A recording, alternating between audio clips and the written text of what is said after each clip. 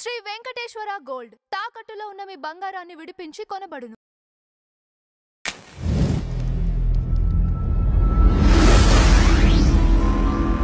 Madam నమస్కారం. నమస్తే madam. SPB విగ్రహం ఏర్పాటు పైన ఈరోజు రవీంద్ర భారత్లో జరుగుతున్న రచ్చ, ఇది దేనికి సంకేతం అంటారు? ఎందువల్ల ఇంత తీవ్ర స్థాయిలో ఆయన విగ్రహం ఏర్పాటు చేయకూడదని వ్యతిరేకత వ్యక్తం అవుతుంది? మామూలుగా ఉద్యమం సమయంలో కూడా, తెలంగాణ ఉద్యమం సమయంలో కూడా ట్యాంక్ బండ్ పైన పెట్టిన విగ్రహాల్ని, ఆంధ్ర ప్రాంతపు విగ్రహాల్ని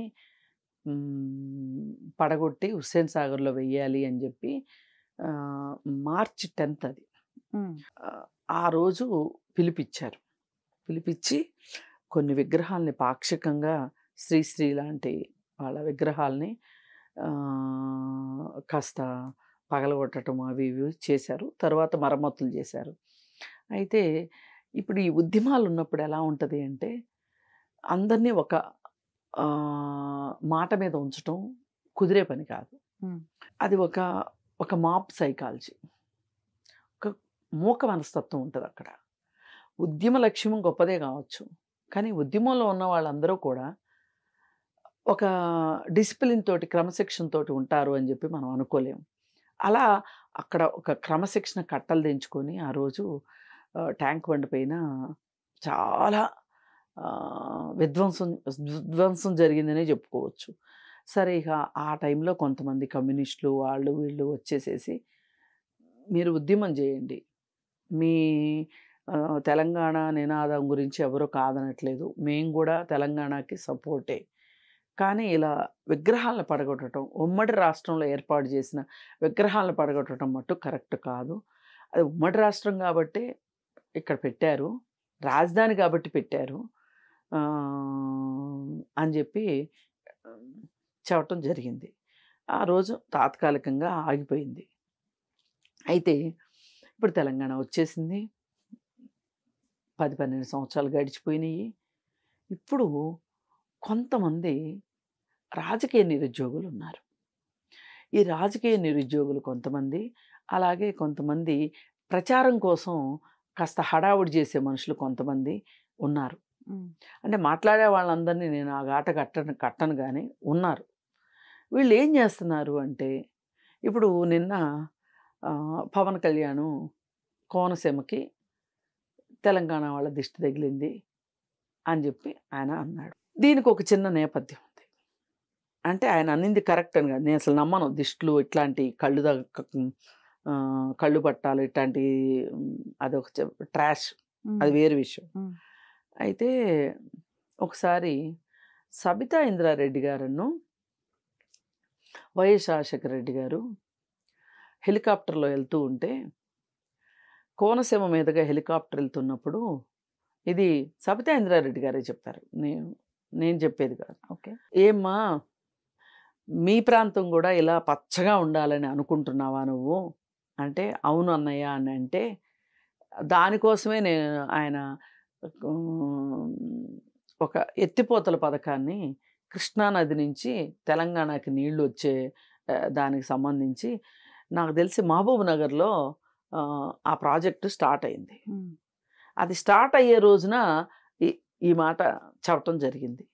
అంటే ఏంటి అంటే, అక్కడ ప్రాంతం కళకళలాడుతూ ఉంటుంది, ఫుల్ గ్రీనరీ తోటి ఉంటుంది, అక్కడ వర్షాలు ఎక్కువ పడతాయి, కాలువలు ఎక్కువ ఉన్నాయి, పైగా దానికి తోడు సముద్రాలు పక్కన ఉన్నాయి. దానివల్ల వాళ్ళకి తుఫాన్లు అవన్నీ వచ్చి ఎంత సంపద పోగుపడుతుందో అంత విధ్వంసము జరుగుతూ ఉంటుంది. తెలియంది కాదు. ఇప్పుడు ఆంధ్ర ప్రాంతంలో కూడా ప్రకాశం జిల్లాలో ఎంత కరువు ఉందో అందరికీ తెలుసు, అనంతపురంలో ఎంత కరువు ఉందో అందరికీ తెలుసు. ఇప్పుడు బాగున్న దాని గురించే మాట్లాడుకొని బాగలేని దాని గురించి పక్కన పెట్టేయటం కరెక్ట్ కాదు కదా. అయితే అందుకని ఏంటి అంటే, ఆ రోజు అసలు తెలంగాణ ఉద్యమం వచ్చిందే ఈ కోనసీమ అందం చూసి, ఆ పచ్చదనం చూసి అని చెప్పి పవన్ కళ్యాణ్ అనటం జరిగింది. అదేమి నేను ఆయన ఏదో కల్పించాడని కానీ, లేకపోతే అతిశయోక్తి అన్నాడని నేను అనుకోను. వాస్తవం కూడా అదే. అక్కడ ఆ ప్రాంతం చాలా డెవలప్ అయిపోయింది, ఆ ప్రాంతం చాలా డెవలప్ అయిపోయింది అని మాట్లాడుతూ ఉంటారు. అయితే ఇప్పుడు ఈ విషయం ఇప్పుడు ఉద్యమం అయిపోయింది. ఇక్కడ ఈ పవన్ కళ్యాణ్ అన్న మాట గురించి ఈ రాజకీయ నిరుద్యోగులు కొంతమంది ఉన్నారన్నాను కదా, జగదీశ్వర్ రెడ్డి మొదలెట్టాడు. అసలు మొదలుగా ఆయన మొదలెట్టేసరికి ఆయన నేను ఇంకో చిన్న కేసీఆర్ని అనుకుంటున్నాడు. తెలంగాణ వాదాన్ని నేనే బాగా ముందుకు తీసుకెళ్ళిపోతున్నాను అని అనుకుంటున్నాడు. అప్పుడు ఇలా మాట్లాడేసరికి ఇంతకుముందు కూడా ఇలాంటిది ఒక సందర్భం జరిగింది, నాకు గుర్తు రావట్లేదు. కానీ ఇంకా కాంగ్రెస్ వాళ్ళు అమ్మో ఆయన మాట్లాడేశాడు, మనం మాట్లాడిపోతే ఏం ప్రమాదం ముంచుకొచ్చేస్తో, ఇప్పుడు మనకి ఆంధ్ర వాళ్ళు అంటే మనకి ఇష్టం అనుకుంటారు, అందుకని మనం ఆంధ్ర వాళ్ళని తిట్టాలి అని చెప్పి మొదలెట్టారు. కానీ వీటన్నిటికన్నా వెనక ఉన్న ఇంకొక విషయం ఏంటంటే, అసలు కేసీఆర్ నీళ్లు నిధులు నియామకాలు అని చెప్పి అధికారంలోకి వచ్చి ఏం చేశాడు చెప్పండి? నియామకాలు చేపట్ల, నీళ్లు విషయంలో పెద్దగా చేసింది ఏమీ లేదు. నిధులు అంటారా, వాళ్ళ కుటుంబం ఎంత బాగుపడిందో ప్రపంచం మొత్తానికి తెలుసు. ఆ ఇంట్లో ఉన్న వాళ్ళందరికీ ఉద్యోగాలు వచ్చినాయి. ఉద్యోగాలతో పాటు వేల కోట్లలో ఆస్తులు వచ్చినాయి. నిధులన్నీ ఎక్కడికి పోయినాయి? కేసీఆర్ కుటుంబానికి పోయినాయి. అది ఇది కాదంటే రావుల కుటుంబాలకు వెళ్ళి, మరి ఎంత రావుల కుటుంబాలకి ఈయన దోచిపెట్టకపోతే టెలిఫోన్ ట్యాపింగ్ కేసులో మొత్తం రావులే ఎందుకున్నారు? వెలమదొరలందరూ అందులోనే ఉన్నారు కదా. మరి ఈరోజు కవిత బయటకు వచ్చి మాట్లాడుతుంది, కానీ కవితకి అన్ని ఇళ్ళు ఎక్కడి నుంచి వచ్చినాయి, అన్ని ఆస్తులు ఎక్కడి నుంచి వచ్చినాయి? ఒక్క వాచ్ 25 లక్షలు. ఈ తెలంగాణలో కొంతమందికి అసలు 25 లక్షలకి ఎన్ని సున్నాలు ఉంటాయో కూడా తెలియని తెలంగాణ జనాలు ఉన్నారు. మరి మీ జనాలు అలా ఉన్నప్పుడు, అన్ని కష్టాలు పడుతున్నప్పుడు నువ్వు 25 లక్షలు వాచ్ పెట్టుకుని వచ్చి పోజులు ఎట్లా కొడతావు? మరి నిన్న మొన్నటి దాకా పెట్టుకున్న నగలేంటి, నిన్న మొన్నటి దాకా కట్టుకున్న చీరలేంటి, మీ సంపదను ఎట్లా ప్రదర్శించారో, ఎంత వల్గర్ డిస్ప్లే చేశారో ప్రపంచం మొత్తం చూసింది.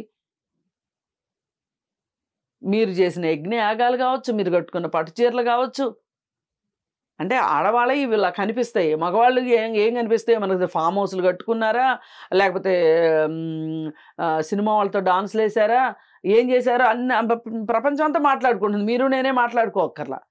మరి మీ కుటుంబం మీరు ఇంతగా నిధుల విషయంలో మీకు దారి మళ్ళించుకున్నారు. మీరు ఈ కేసీఆర్ మీద ఎందుకు మాట్లాడరు? వీళ్ళు నీళ్లు నిధులు నియామకాలు గురించి ప్రశ్నించవచ్చు కదా, ప్రశ్నించరు. వాళ్ళకేదో పేటెంట్ ఉన్నట్టు కేసీఆర్ వాళ్ళకి జరుగుతుంది. ఇప్పుడు వీళ్ళు కాంగ్రెస్ వాళ్ళు వీళ్ళు కొంచెం కూడా ఆలోచించకుండా, అరే భయ్ ఇవాళ కావాల్సింది తెలంగాణకి అభివృద్ధి, ప్రజల కష్టాలు నష్టాలు, పవన్ కళ్యాణ్ లాంటి వాళ్ళు ఏమంటే ఏమైంది అని చెప్పి పక్కన పెట్టేయాలి. ఇక వీళ్ళు అందుకే ఇలాంటి మాటలు మాట్లాడితే వాళ్ళని డైవర్ట్ చేస్తున్నారు. నిజానికి కాంగ్రెస్ వాళ్ళని డైవర్ట్ చేస్తున్నారు. ఈ విషయంలో కాంగ్రెస్ వాళ్ళు జాగ్రత్త పడాల్సిన అవసరం ఉంది. పైగా ఇప్పుడు టాపిక్లు ఎలా వచ్చేసినాయి అంటే, హైదరాబాద్ డబ్బులు తీసుకెళ్ళి ఆంధ్ర వైజాగ్ బాగు చేశారని కోమటిరెడ్డి వెంకటరెడ్డి మాట్లాడుతున్నాడు. మినిస్టర్ గారు కొంచెం ఆలోచించి మాట్లాడుతున్నారో ఆలోచించకుండా మాట్లాడుతున్నారో అర్థం కావట్లా. ఎందుకంటే అసలు ఆంధ్ర వాళ్ళకి బుద్ధి లేక, ఆంధ్ర ఏరియా పారిశ్రామికవేత్తలకు కావచ్చు, ఆంధ్ర ఏరియా రాజకీయ నాయకులకు కావచ్చు, వాళ్ళకి బుద్ధి జ్ఞానం లేక ఆ ప్రాంతాన్ని అభివృద్ధి చేయకోకుండా మొత్తం తీసుకొచ్చి హైదరాబాద్ అని పెట్టి హైదరాబాద్ని ఇంత డెవలప్ చేసి ఇవాళ ఒట్టి చేతులతోటి ఆ రోజు మద్రాసు నగరాన్ని వదిలిపెట్టి ఎట్లా రావాల్సి వచ్చిందో హైదరాబాద్ నగరాన్ని వదిలిపెట్టి వెళ్ళాల్సి వచ్చింది. ఇవాళ రాష్ట్రం విడిపోయినందువల్ల ఆంధ్రాకి నష్టం జరిగిందా, తెలంగాణకి నష్టం జరిగిందా అంటే ఖచ్చితంగా ఆంధ్ర ప్రాంతానికి నష్టం జరిగింది. ఇది ఎవరైనా చెప్తారు. మరి ఇంత నష్టం జరిగితే హైదరాబాద్ డబ్బులు తీసుకెళ్ళి ఆంధ్రాకి వైజాగ్కి విజయవాడ డెవలప్ చేస్తున్నారని మాట్లాడుతున్నారు. మీకు ఒకటి అర్థం కావాలి, నార్త్ వాళ్ళు వచ్చి హైదరాబాద్ అంతా బిజినెస్ చేసి మార్వాడీలు, మరి వాళ్ళు కూడా వాళ్ళ ఊర్లలో కొనుక్కుంటున్నారు వెళ్ళి. వాళ్ళని ఏం చేస్తారు మీరు? ఆంధ్ర ప్రాంతం వాళ్ళు స్కూళ్ళు పెట్టారని గోల్ చేశారు. ఇప్పుడు ఇంటర్నేషనల్ స్కూల్స్ వచ్చేసినాయి, కేంబ్రిడ్జ్ స్కూల్స్ వచ్చేసినాయి, జీ స్కూల్స్ వచ్చేసినాయి. గ్లోబల్ ఎడ్జ్ స్కూలు, అలాగే ఇంకా చాలా స్కూల్స్ వచ్చేసినాయి. ఏది వేరే రాష్ట్రం వాళ్ళవి, నార్త్ రాష్ట్రాల వాళ్ళవి. మరి వాళ్ళందరూ డబ్బులు సంపాదించుకుంటున్నారు. కానీ వీళ్ళకి కనిపించేది ఏంటి? శ్రీ చైతన్య నారాయణ. నేను ఏ ప్రైవేట్ స్కూల్ దోపిడీ చేసినా ఒప్పుకోను. అది జీ స్కూల్ అన్నా కానివ్వండి, నారాయణ అవనివ్వండి, చైతన్య అవనివ్వండి. కానీ మీరు మాట్లాడేది ఆంధ్ర గురించి ఎందుకు మాట్లాడతారు? అంటే వీళ్ళొక సాఫ్ట్ టార్గెట్ అయిపోయారు. ఇక ఎస్పి బాలసుబ్రహ్మణ్యం విషయానికి వస్తే, ఆయన విగ్రహం గురించి వస్తే, సరే ఇది రవీంద్ర భారతి అనేది కళలకి కాణాచి కాబట్టి రవీంద్ర భారతిలో ఆయన విగ్రహం గానగాంధర్వుడు కాబట్టి పెట్టాలి అనుకున్నారు. ప్రభుత్వం నిర్ణయించింది, ప్రభుత్వం నిర్ణయం తీసుకుంది. మీరు ప్రభుత్వాన్ని ప్రశ్నించండి. ఫలానా వాళ్ళకి విగ్రహం ఏది, ఫలానా వాళ్ళకి విగ్రహం ఏది అని మాట్లాడితే మీరు ప్రభుత్వాన్ని అడగండి. గద్దరికి ఎందుకు విగ్రహం లేదు? అందశ్రీ నిన్నగా మొన్న చనిపోయారు, అందశ్రీకి విగ్రహం ఏది అని అడుగుతున్నారు. అంటే తోటోడు తొడగోసుకుంటే నేను మెడగోసుకుంటా అన్నట్లు ఈ పందెం దేనికి? అవసరం లే, ఇంత పందెంలు అవసరం లేదు. మీరు ప్రభుత్వంతో మాట్లాడేసేసేసి ఆంధ్ర ప్రాంతం విగ్రహాలు ఇక నుంచి పెట్టడానికి వీల్లేదు అని చెప్పి మీరు జీవో తీసుకోండి. అదేమంటే దానికి ఏం చెప్తున్నారు? అప్పుడెప్పుడు అందశ్రీ రాసిన పాటలో ఒక చరణాన్ని పాడటానికి బాలసుబ్రహ్మణ్యం ఇష్టపడలేదు, ఆయన తెలంగాణ వ్యతిరేకి అని మాట్లాడుతున్నారు. బాలసుబ్రహ్మణ్యం అనే వ్యక్తి గ్లోబల్ పర్సన్. మనకి ఇష్టం ఉన్నా ఇష్టం లేకపోయినా, ఇప్పుడు గ్లోబల్ పర్సన్స్కి ప్రపంచం అంతా నీరాజనాలు పలుకుతుంటే వాళ్ళు ఏ నెల్లూరులో పుట్టారో, వైజాగ్లో పుట్టారో, ఇంకో చోట పుట్టారు కాబట్టి మేము వాళ్ళని చేదరించుకుంటాము, మాకు వాళ్ళతో సంబంధం లేదు అని మాట్లాడితే దానంత అమాయకత్వం ఇంకొకటి లేదు. ఇప్పుడు గురజాడ అప్పారావు పాట రాశాడు, దేశం అంటే మట్టి కాదే దేశం అంటే మనుషులే అనే పాట రాశాడు. వైజాగ్ ఆయన కాబట్టి ఆ పాట మీరు పాడుకోకుండా ఉంటారా? మా తెలుగు తల్లికి మల్లెపూదండ అని శంకరంబాడి సుందరాచారి రాశారు, ఆ పాట వద్దంటారా?